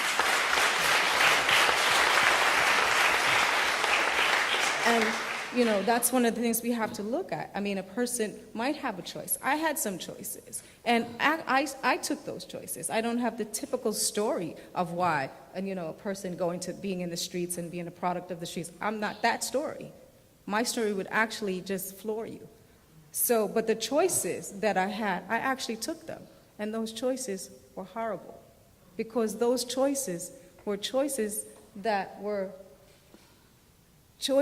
the system, that were like based in the system, and the system messed me up each and every time as a child, to protect me, to serve, to all that, and did none of those things. So we have to go to the root of it and to say, what do we as a community, as a village, we talked about how it takes a village to raise a child, it takes us, and we as a people, what are we doing wrong? How can we look at it? What can we do to fix it? We know it's broken, we know what's wrong, so what can we do? We have these stories that we're telling you today, and this is how we get it across, because what you see on the media, right, portrayed through media, through these shows that are on, they're great.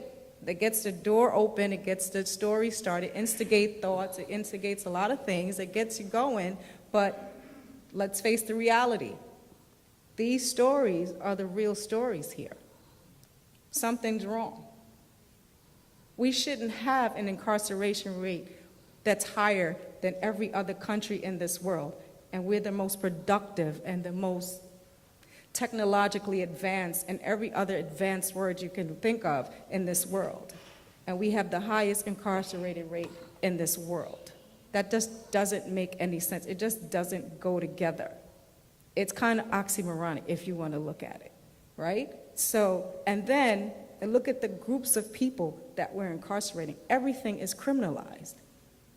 Today, if you jaywalk, you could be arrested and locked up. Depending on your color, it could be for a very long time. Simply jaywalking. Why? Why are we doing that? Why are we ripping apart families? Why are we tearing apart the fabric of families? Why are we doing that? What's wrong? We have to stop this. And so that's why I'm involved with what I'm doing, and I share my story because I try to get people to understand, hopefully, that something is wrong, something is deeply wrong. And then to look at yourself, if you're saying that you want to be involved and that you want to be a part of and you want to affect change and you want to be part of that change, to really look at yourself and say, why am I doing this? Do I really want to do this? Do I really want to be, do I really care enough? Because it's not just about the talk, it's about actually doing it. It's about walking it. It's about being proactive. It's about change. It's about getting involved and saying enough is enough. These systems are broken and they have to be fixed.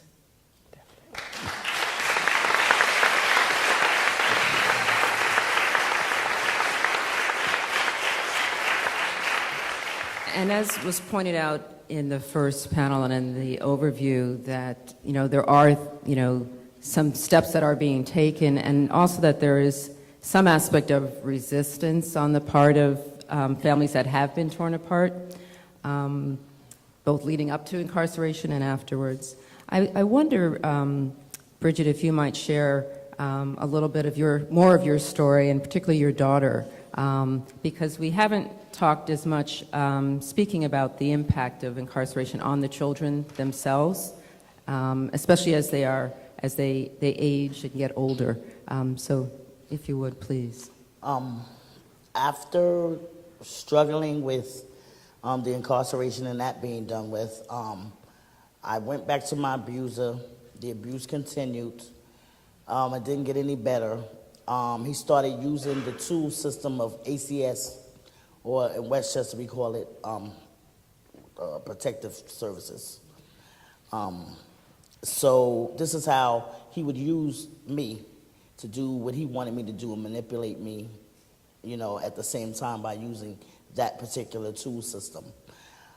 So whenever he felt like it, because he was the breadwinner, because he was the person with the money, because he was the person that was in charge of everything, he would call and give these accusations of what I'm doing. Never that he was beating me, of course. Never that he was punishing me. Never that, I had bruises underneath my clothes. Never that, police would come, they would give me a half story. I'm scared of him. They would never ask him to leave. He would always be right there. I was scared, intimidated. Maybe you might want to get him out the room and then I can tell you. But if you're not going to make him leave and I still got to stay here with this man and he's the father of my children, I don't have nowhere else to go. So that was the intricate into why I stayed so long. But when I did finally decide to leave, again, he called ACS, told them that I was an addict, told them that I needed help, that I was beating my children, that they weren't going to school, yada, yada, all these things that an imperfect parent would do. My children were removed from me, my daughter.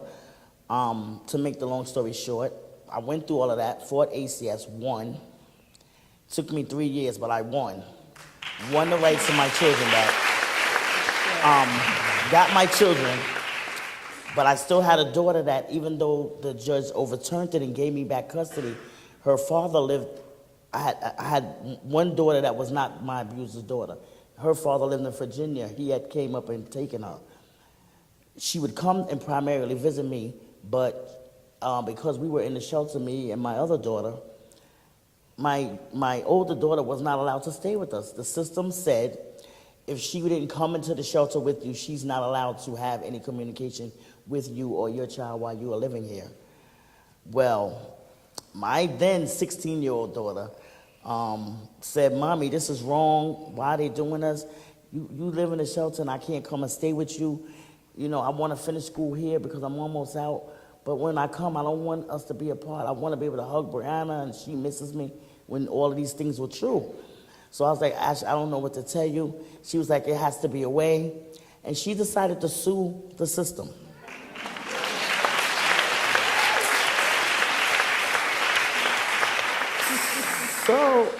So she sued the Department of Homeless Services that runs the shelter for the right to be able to be with me and her sister.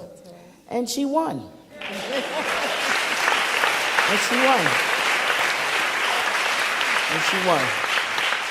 And I better represent her right because she asked me to, because she couldn't be here today and it really bothered her. But she won. She won the case. So when it was time for her to come back in to stay, them same people that were so rude to her and adamant to her, she took that court order and shoved it in their face. When I tell you, she shoved it. I'm going upstairs with my mom and my sister. They had to take the court order. They had to put it on record. So from there on, which it didn't take me that long because I wasn't even there practically a year. It was like I started getting into things and I got into reconnecting. All these wonderful things started happening in my life that were good. And I kept going with all the good things that were happening that were good, and I kept advocating and talking. Now I got a voice. Now I'm not scared, and I know I'm not going back to this man. I don't have to go through that anymore. And I want to be able to say I'm not a drug dealer. I don't even really want to do this. I just had to do what I had to do to protect myself and my children at that time, but God is good because I'm here. I'm here. I'm doing what I'm supposed to be doing right now, right here. Yeah.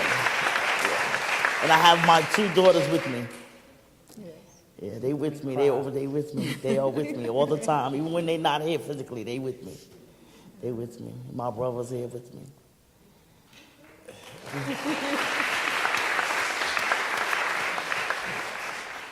So, piggyback. The system is not always, the system is always right.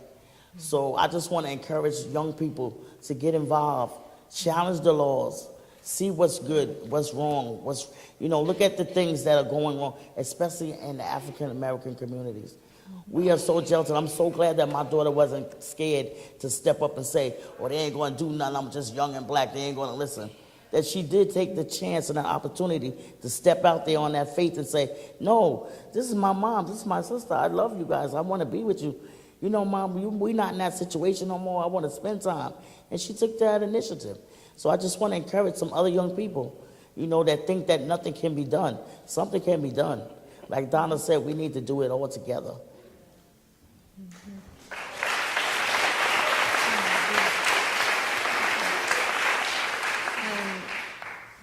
Sharmaine, is there anything you want people here to know about the impact your experiences have had on you and your family, and just what you'd like them to take away from our conversation here?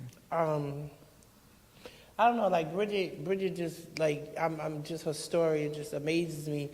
But one of the things that, and I've seen A Fair Chance a million times, but like today, when it just said termination is forever, that phrase caught me because, my life today is a blessing and a burden. And I say that because listen to Bridget's story and listen to Donna's story, and I think, correct me if I'm wrong, ladies, that I'm the only one that my parental rights were terminated. And it's amazing because legally, my son is a stranger. I have no legal rights to my son. And I say that because, ironically, I work with kids. Recently, I just had to go and get fingerprinted, and the city cleared me to work with real strangers. To work with kids that are in 4th and 5th grade. Like, I'm able to take 4th and 5th graders every day to the park, and every day I'm able to, Miss Sharmaine, can you help me with my homework? Miss Sharmaine, can you, and I'm able to do with someone else's child what the law says I can't do with my own.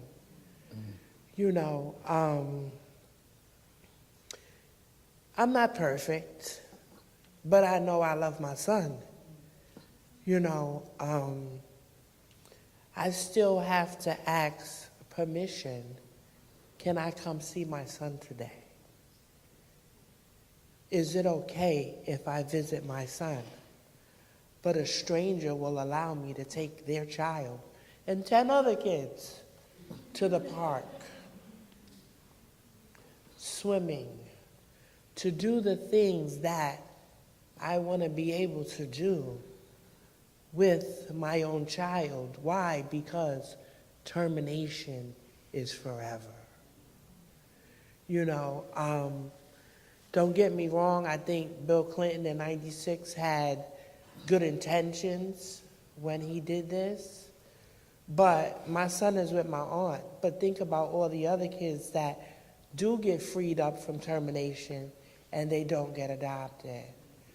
In my travels on the substance abuse circuit, I've run into a young lady who she was in foster care, and now she's jumping from substance abuse program to substance abuse program because she has nowhere to live.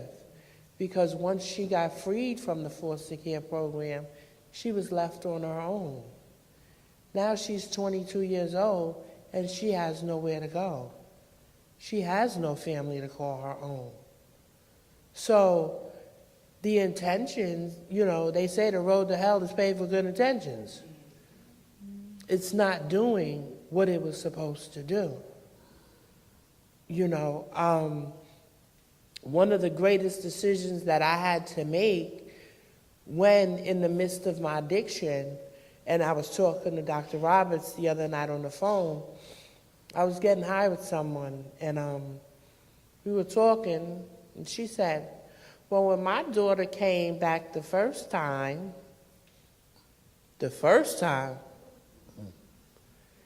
And she proceeded to tell her story that her child had been taken away and she got high again and they came to get her. And one of the things that I groped with for a long time was that I was a bad mother because I didn't have my son. But right then and there, when she told me that she had played defense, got her daughter back, then went back on the other side and got her daughter again, when she told me that, I made the decision right then and there that I was not going to do that to my son. That if I was not going to stop getting high, that I was going to leave him where he was until I was ready to get my life together. And I went into court and I told the judge, I'm not coming back here anymore until I'm ready to get my life together. And by the grace of God, I now have 2 years clean. It's 7 years later.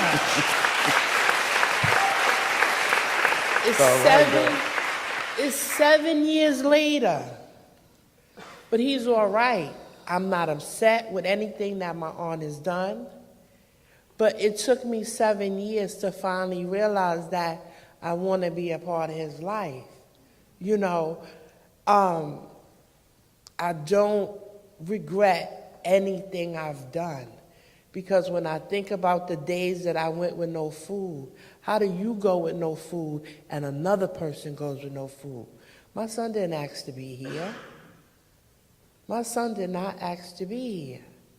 So the things that I went through was for me to go through. It wasn't for me to take another person with me through that. It's not fair. But as far as my criminalization, how they could have helped me, yeah, the goal is to get my child back, but how about first help me find the child in me that's lost? Amen.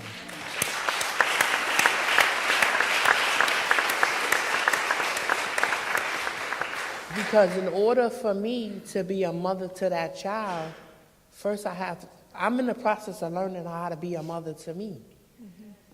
Because if my aunt was to tell me right now, today, you could take him, I have to think about it because I have to learn how to be responsible for me. And then I can learn to be responsible for him. And that's what I didn't get when I was incarcerated. The services that I needed to learn how not to come back, how not to keep visiting, yes, sir, no, sir, count time, on the child, on the lineup for meds, on to this, on to that, how to learn how to take my own medication instead of having to line up for somebody to keep giving me my medication.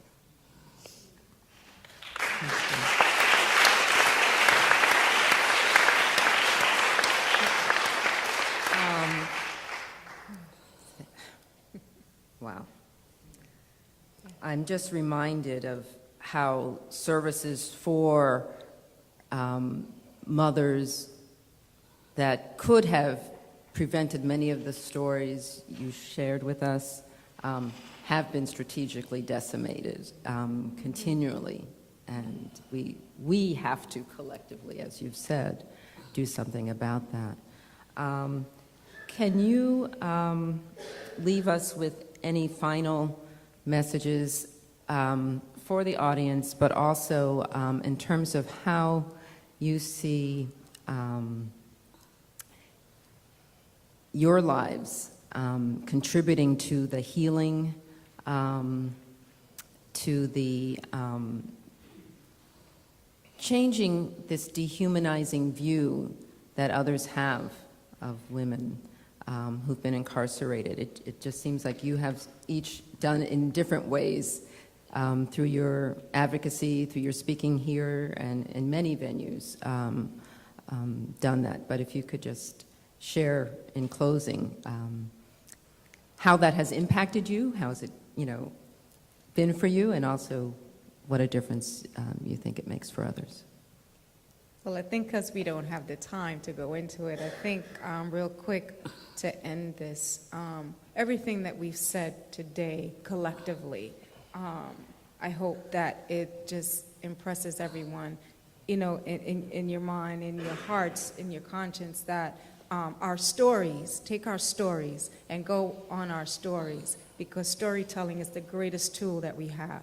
And we leave that with you, that you will take our stories and utilize our stories to decide and to bring about change, to affect change within our communities, within our society, and within our world, because it takes all of us, each and every one of us collectively, to bring about change and to fix the brokenness within our systems, within ourselves, and within our world. And we do not want we don't want our children to grow up into this world like this. And we know what we have to do. We really do know.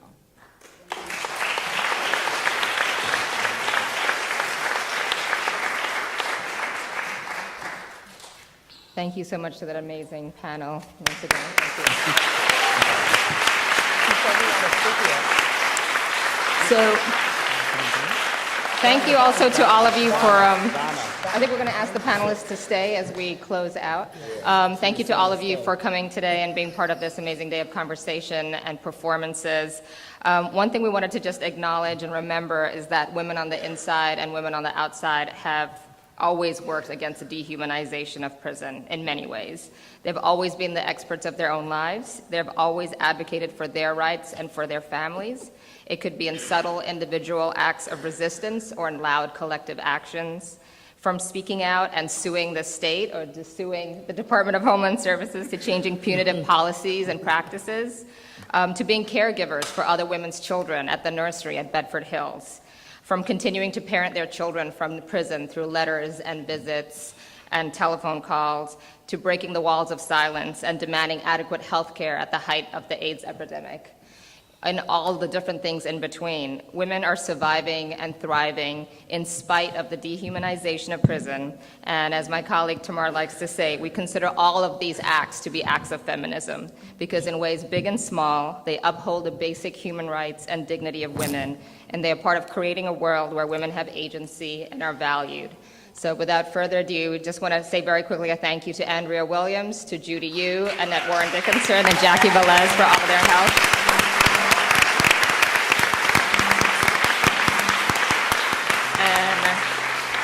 Invite you to get involved in our work, and the wonderful Morley. Thank you.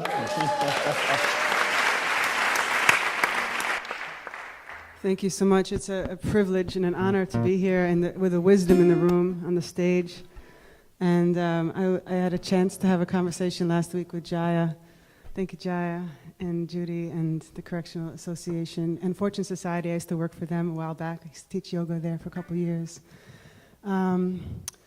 Last week we had a conversation and I took some notes because I looked up to see what is the status of women and being shackled during childbirth and the status of things. And it's hard to get actual information, you know, like current information. And she was generous enough to send me the report's about to come out too next week, is it?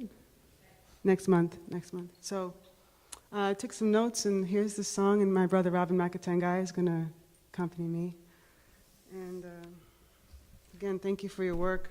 Blessed are the warriors for justice and dignity. Thank you.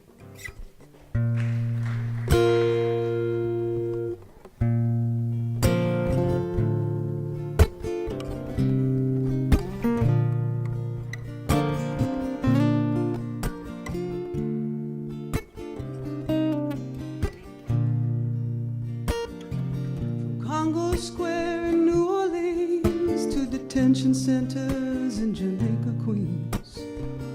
Anyone who looks can see it's the same game, cashing in on misery.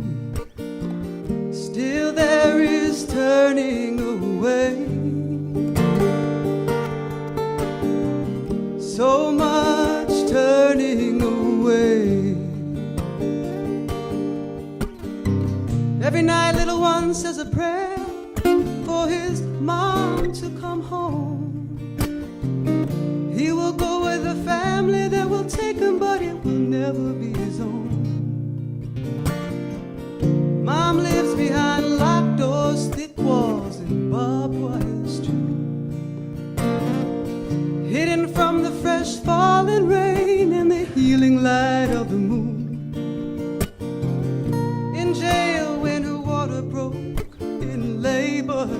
chains. Waist was shackled, hands were cuffed, armed officer in the room had to get paid. So much turning away, so much turning away. 2009, the Correctional Association led the efforts for non-shackling. 5-year study, 23 out of 27 were shackled in labor and delivery. Laws were passed, but forgotten fast. People were patting themselves on the back for doing the right, the human act. So much turning away. So much turning away. Blessed are the warriors for justice, rising up for dignity every day, pushing uphill like flowers towards the sun. No, no, no, there is no turning away. For you there is no turning away. Unbreakable line, unshakable truth. Mother's love is a child's roots. Holy love shining through, unshackled and beautiful. Unshackled and beautiful.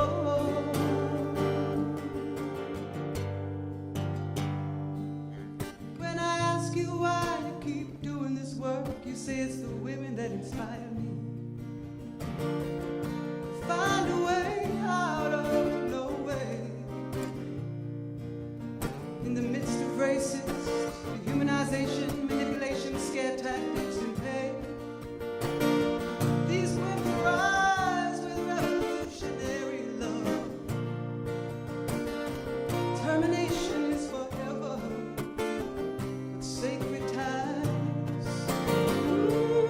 sacred, sacred ties can never be severed.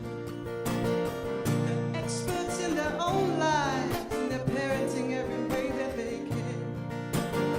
Recording themselves, reading lullabies to send, and helping their children with their homework. For them there is no turning away. So for us, there'll be no turning away. Unbreakable line, unshakable truth. Mother's love is a child's roots. A child's roots. A mother's love unshackled and beautiful. Unbreakable line, unshakable truth. Mother's love is a child's roots. Holy love shining through, unshackled and beautiful.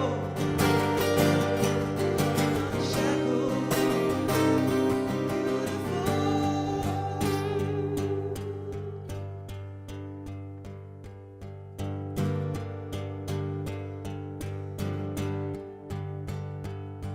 there's a light that shines forever between every mother and child, delivered in or out of freedom, delivered in this wild.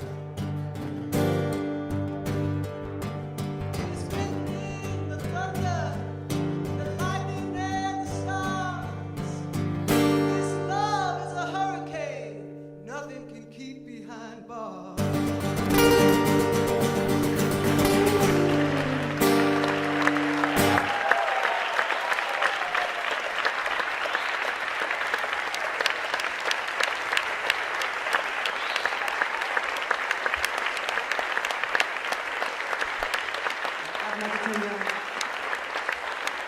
Thank you so much. We see you tonight with Toshi. We have flyers outside. Come celebrate with us.